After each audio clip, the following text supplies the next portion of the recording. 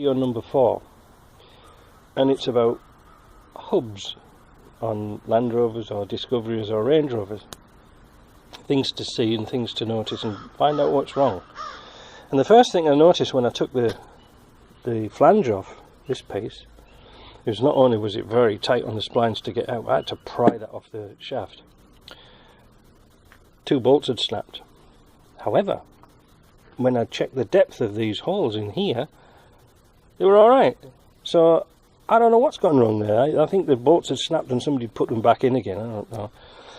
But most notably was, I think this has been left without the cap on at some time, because the front bearing, look at it, it's finished.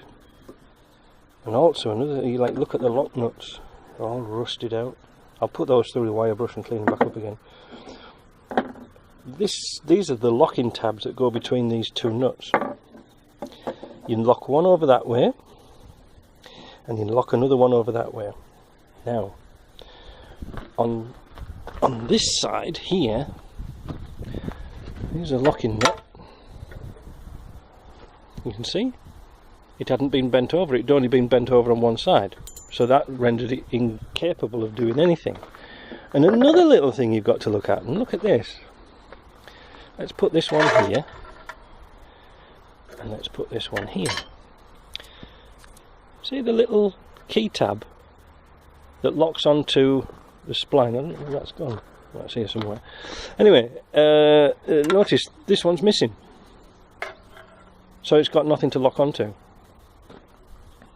So this needs new bearings. And the little thing about bearings, I always fit Timken bearings or used original bearings. I try to shy away from Chinese bearings. But notice too that somebody's put an inner bearing on there, but very, very little grease.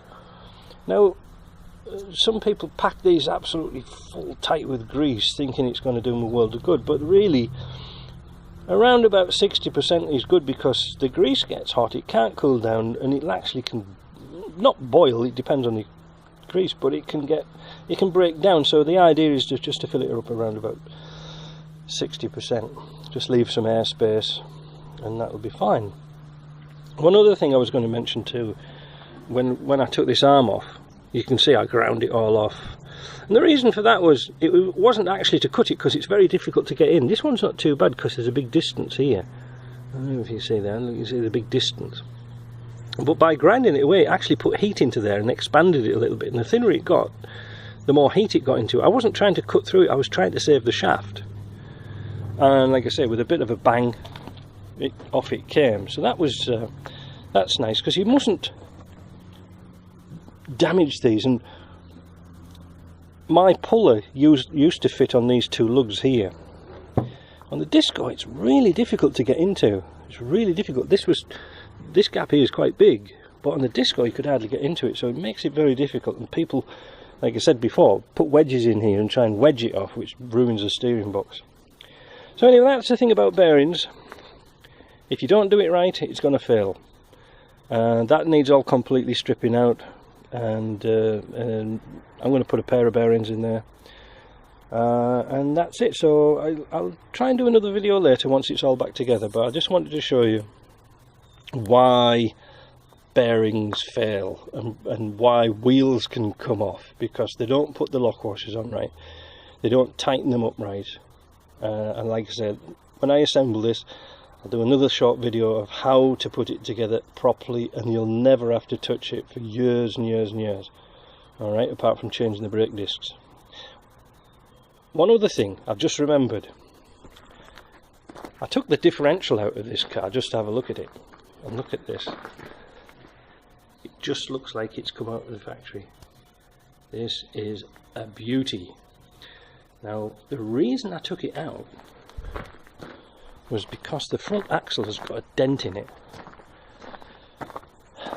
People seem to be obsessed with moving cars with forklifts. Can you see? Banged it in there. Now this isn't leaking, this is just a bit of condensation on there. This isn't leaking, and to knock that out is a pain. But inside, if you have a look inside, the crown wheel hasn't touched the casing, so it's going to be alright. It looks awful, but I'm going to put a diff guard on it, not just to cover it over, but to protect it from further bangs and scrapes. Like I say, people lift these cars with forklifts, they bend this tube. There's the steering tube I straightened out earlier. You bend them all to hell, and the same goes for when they lift them up with forklifts right in the middle. They end up touching the prop shafts, or this bit here, radius arm, and they bend those. Well, there's no need for it. There's absolutely no need to do that, but that it seems to be a cool way to move a Land Rover around. So anyway, that's that video. We'll catch you up later.